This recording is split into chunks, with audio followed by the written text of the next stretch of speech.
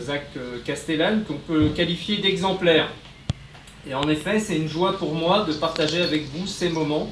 et de représenter Gérard Collomb, président de la métropole en cet instant, qui marque la poursuite d'un grand projet.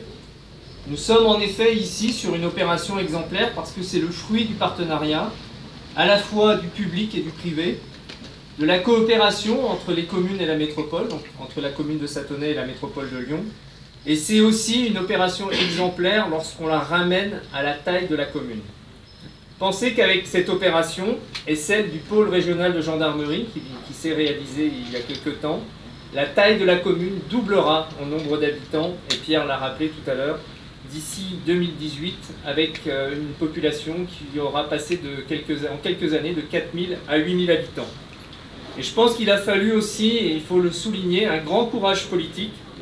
et une grande confiance de nos concitoyens pour enclencher ce mouvement et ce changement d'échelle. Et moi je tiens à féliciter Pierre Abadie pour son engagement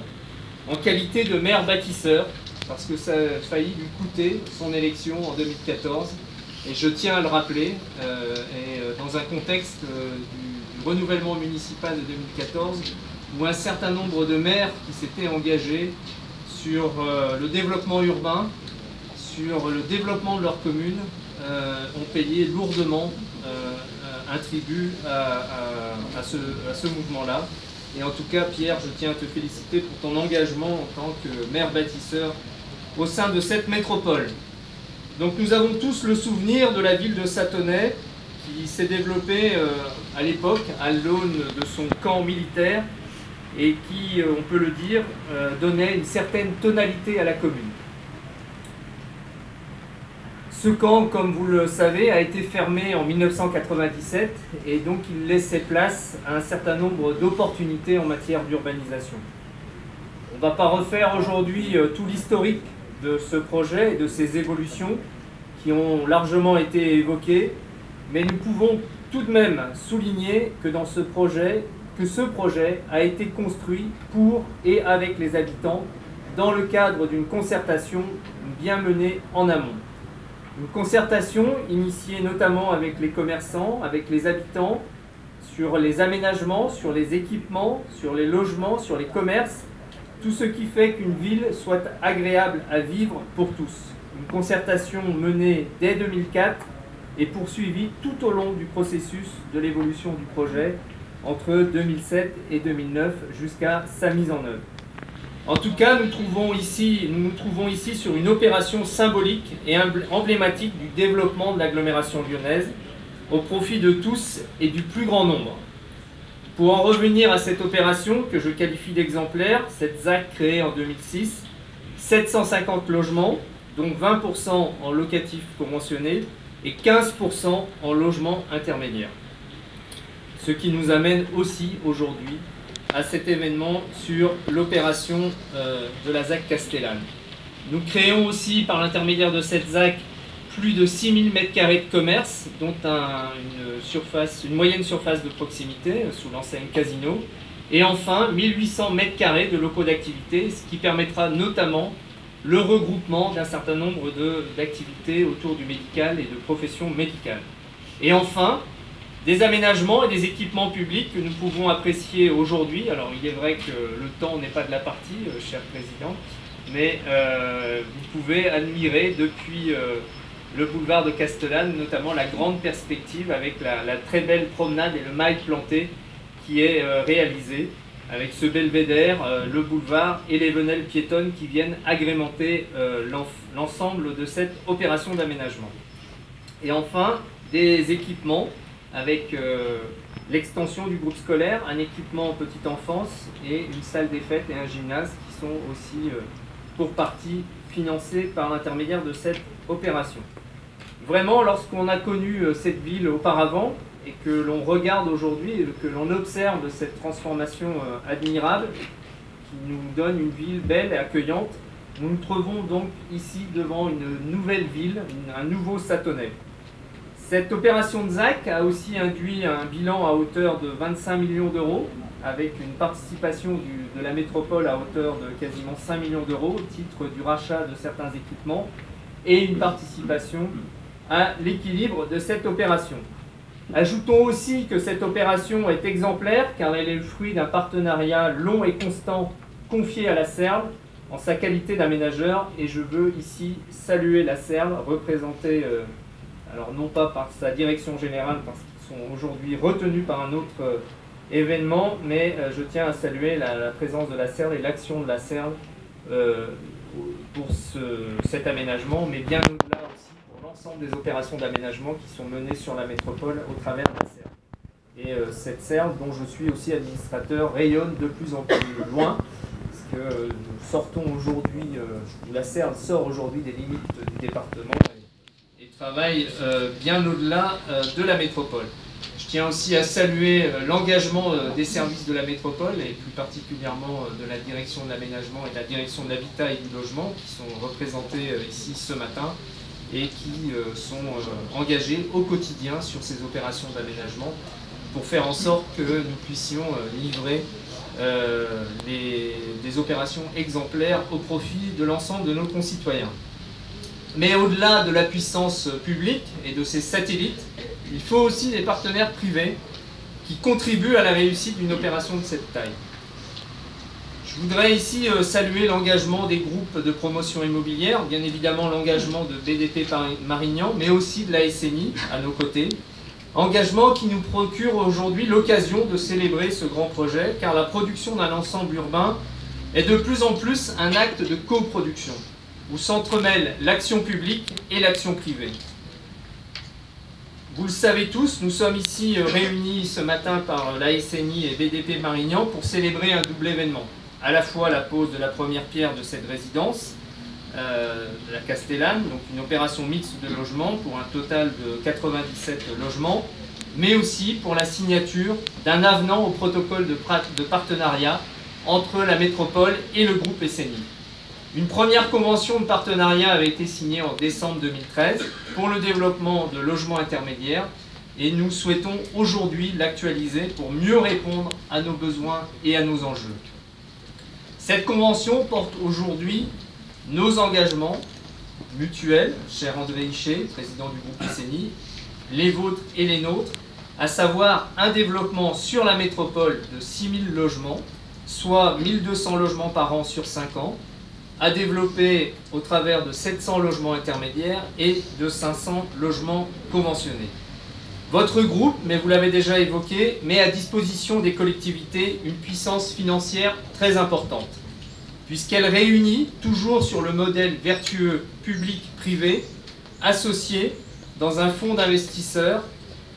avec des investisseurs privés et un fonds public d'État et un programme d'investissement de la Caisse des dépôts et consignations et du groupe SNI. Et donc nous bénéficions aujourd'hui de cette puissance financière mise à disposition des collectivités et des acteurs privés qui souhaitent s'engager sur le développement d'une offre locative intermédiaire. Mais au-delà de cette production locative intermédiaire et sociale dont nous avons besoin, la SNI met aussi à notre disposition un outil formidable de développement d'une offre abordable, en accession ou en locatif intermédiaire. Une offre dont nous avons grandement besoin pour satisfaire la demande des ménages qui souhaitent acquérir leur premier logement à des prix abordables ou bien demeurer locataires dans un logement de qualité qui corresponde à leur niveau de revenu. C'est une offre qui manque parfois aujourd'hui car les produits locatifs des investisseurs sont souvent bien moins conçus pour les familles et à des niveaux de loyer supérieurs, mais ça répond aussi à une demande et il faut être attentif à la production de l'ensemble de cette demande parce qu'une politique de l'habitat et du logement, c'est un ensemble de maillons qui sont liés les uns aux autres. En tout cas, au travers de la SNI, nous allons bénéficier d'une capacité globale d'investissement d'1 milliard d'euros sur la métropole de Lyon, donc c'est un effort sans précédent mis à la disposition de la production de logements sur ce territoire. Juste un parallèle, la programmation pluriannuelle des investissements de la métropole pour l'ensemble de ces politiques publiques, à la fois l'aménagement, la voirie, les collèges, enfin l'ensemble des actions portées par la métropole, c'est 3,6 milliards sur un mandat. Et la SNI, au travers de ce fonds d'investissement, quelque part, rajoute 1 milliard d'euros sur la table qui viendra soutenir donc, notre politique d'habitat et de logement sur le territoire de la métropole. Donc répondre aux besoins de logement de tous nos concitoyens, promouvoir la mixité dans nos quartiers et promouvoir une ville accueillante, c'est notre mission. Accueillante et solidaire, la métropole, c'est son projet, enfin, c'est le projet de la métropole et nous souhaitons le réaliser de façon exemplaire. Comme chacun le sait, et nous le rappelons souvent, d'ici 2030, la métropole devra accueillir, ce sont les démographes qui nous le disent, 150 000 habitants supplémentaires. Et pour les accueillir, nous allons devoir produire 150 000 logements nouveaux. C'est notre objectif, cela représente un réel effort pour notre collectivité, mais c'est aussi un engagement pris auprès de nos concitoyens pour leur bien-être. Car vous n'ignorez pas combien la question du logement est cruciale dans la vie des ménages et comment une vie dans un logement inadapté à ses besoins peut devenir rapidement source de problèmes sociaux aggravés. Et c'est aujourd'hui aussi le rôle de la métropole de Lyon de se soucier de ses conséquences sociales, puisqu'elle en a désormais les compétences, et que ces compétences sont élargies aux questions sociales qui touchent l'ensemble de notre population. Et je soulignerai à nouveau ici que la métropole lyonnaise a démontré, au travers de son modèle de mise en synergie des moyens publics et privés, sa méthode d'ouverture, qu'il y a à la fois le développement économique et le développement urbain au travers du développement d'une offre d'habitat diversifiée pour toutes les catégories de population et au travers d'un modèle vertueux. Un modèle qui est créateur de richesse, de partage, qui est créateur d'emplois et qui est aussi créateur de logements. Soulignons enfin que la métropole a su aussi accompagner les villes dans leur développement, par une politique de développement économique, par une politique de développement des transports et des équipements indispensables à la vie quotidienne de ses habitants. On le rappelle souvent, et Gérard Collomb le rappelle constamment, la métropole a aujourd'hui une attractivité et un rayonnement qui ne se dément pas. Les communes, et bien des communes, nous envient, bien des agglomérations en France, nous envient notre développement. Et nous pouvons collectivement ici en tirer une certaine fierté. Je voudrais juste rappeler un chiffre qui symbolise un petit peu ce développement. Au sein de la grande et nouvelle région Auvergne-Rhône-Alpes, les deux régions réunies, aujourd'hui 2/3 de la création d'emplois à l'aune de cette région se réalisent sur cette métropole. Et donc c'est un élément important, et moi je le dis souvent, on ne peut, le développement économique et le développement urbain, c'est le fruit d'une fertilisation croisée. Nous n'avons pas l'un sans l'autre, et l'un et l'autre doivent se réaliser ensemble. Et à ce titre, la ZAC Castellane est un exemple exemplaire, je dirais, et elle démontre que tous ensemble, avec nos projets, avec nos idées, avec la participation des habitants, nous avons construit une ville attractive, une ville heureuse. Et donc c'est avec un plaisir non dissimulé que j'ai posé avec vous, non pas cette première pierre, mais cette première plaque d'une opération vertueuse à tout point de vue,